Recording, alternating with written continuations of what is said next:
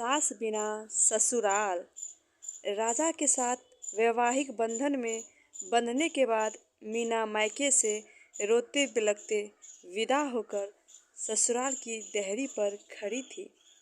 कभी घूंघट की ओट से राजा को देखती और कभी दरवाजे के अंदर देखने की कोशिश कर रही थी कि अंदर से कुछ आवाज़ों को सुनने के सिवा वो कुछ भी समझ नहीं पा रही थी।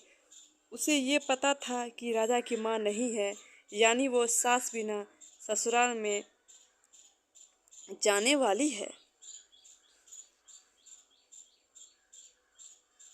काफ़ी देर के बाद भी कोई गृह प्रवेश के लिए नहीं आया तो उसने राजा की तरफ आशा भरी नज़रों से देखा, क्योंकि वो खुद भी काफ़ी थकान महसूस कर रही थी। राजा ने शायद मीना की नज़रों की भाषा पढ़ ली थी। वो अपनी छोटी बहन को बुलाकर लाया और उसके कान में कुछ कहा। थोड़ी देर में बहन कुछ औरतों को साथ लेकर के आई और मीना का गृह प्रवेश करवाया। आगे भी कुछ रस्में हुई। इन सब के बीच में अर्चना तो यह समझ गई थी कि सास बिना ससुराल का मतलब बवाल। धीरे धीरे सारे रिश्तेदार चले गए। कोई अपनापन दिखाता तो कोई बेगानापन। सब अपने अपने तरीके से अपना और दूसरों का परिचय दे रहे थे।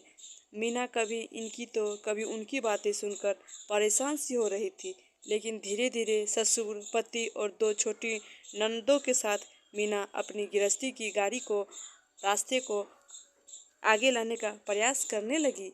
पति का प्यार, ससुर का दुलार और छोटी ननद का स्नेह मिला को अल्लाह लकड़ी से जिम्मेदार गृहिणी बना दिया। वो खुद भी नहीं समझ पा रही थी, पर इन सब चीज़ों के बीच उसके दिल में एक चीज़ की कसक रहा करती थी कि यदि उसकी सास होती। शादी के समय सारी सहेलियां उसे काफ़ी किस्मत वाली मानती थी। चलो ससुराल में सास की किचकिच नहीं रहेगी। सच्चाई तो ये है कि जिस घर में सास ना हो उस घर में आने वाले सारे लोग सास ही बनने की कोशिश करते हैं।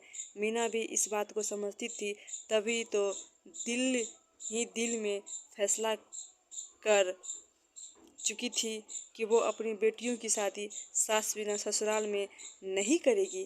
दोस्तों, कुछ रिश्ते नमक जैसे होते हैं। सास का भी रिश्ता कुछ इसी तरह का है। ससुराल का हर सुख बिना सास के फीका ही स्वाद देता है।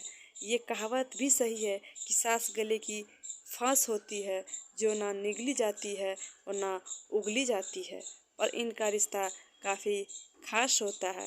तो आपका क्या कहना है इस वचन में, हमें ज़रूर बताएं।